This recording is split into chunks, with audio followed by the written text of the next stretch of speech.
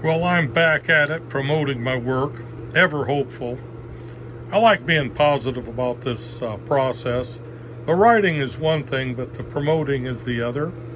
This is particularly difficult. It has been for at least a decade, maybe more, promoting fiction. Anybody writing fiction, promoting their work, mostly male writers. I don't mean to make it a sexist thing, but it seems that about 80% of the uh, prolific writers right now are females, both in romance, fiction, different categories. The science fiction fantasy world is used to be fairly well represented by male authors, but it's setting aside with the old crowd, the G.R.R. Martins and the Stephen Kings and a few of the other writers are still being pretty much not really successful, but maintaining their readership, whereas a lot of new writers are simply not breaking through the threshold, which is fine. It's a competitive system. And for self-published people, it is, of course, more extreme to left or right of the polls. Self-help books, how-to cookbooks, things like that, they seem to be dribbling along and doing okay with certain markets and promotions. But like I said, fiction, science fiction, fantasy are pretty much being taken over by the realm of visual media, the video and AI-assisted promotion, and I'm not really sure how to call it.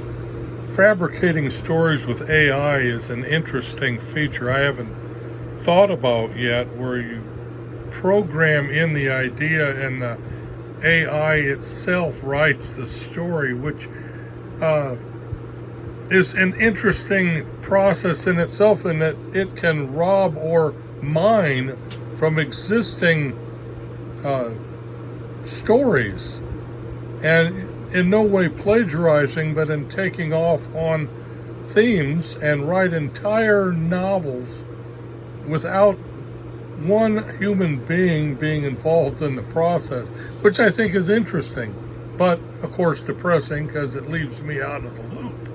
I have my two stories that are my fantasy world and alternate fairy tale adventures, the Worlds of the Orb Anthology and the Worlds of the Orbs 2, one being dark fantasy, science fantasy. They both delve into science fantasy with the theme of the stories from the alternate reality of the orb, which you'll learn about in the first story, which is Love's Leap in my Worlds of the Orb Anthology. The first story of it kind of introduces the world and how it gets created, and the reason the cat's at the door, and all that's told.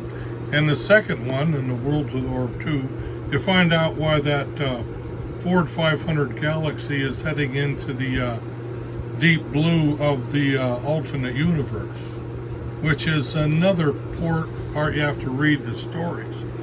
That since it's real difficult to get people to read the sample sections of Amazon's introduction, when you introduce people to your stories on Amazon, there's a free reading sample, which hopefully people read, but usually they don't. Interesting features that can get your readership or not. But another lament I'm having with these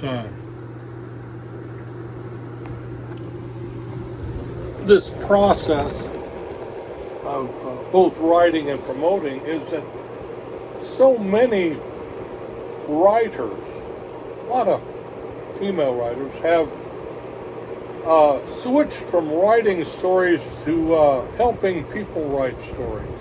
The editing processes, the promotion processes, the sending out constant emails to other writers, me, as to how to make my book more accessible, get a larger readership.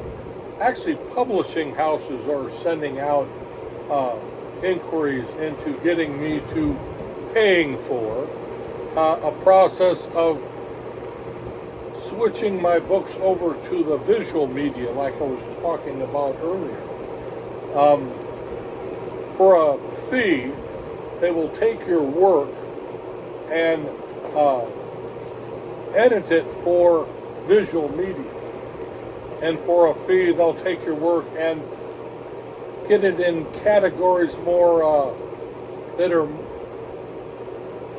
I think nowadays there's a way of trying to get readership by grooming your stories to modern interests, which is fine, but it's also for a fee. It's like the gold mining days.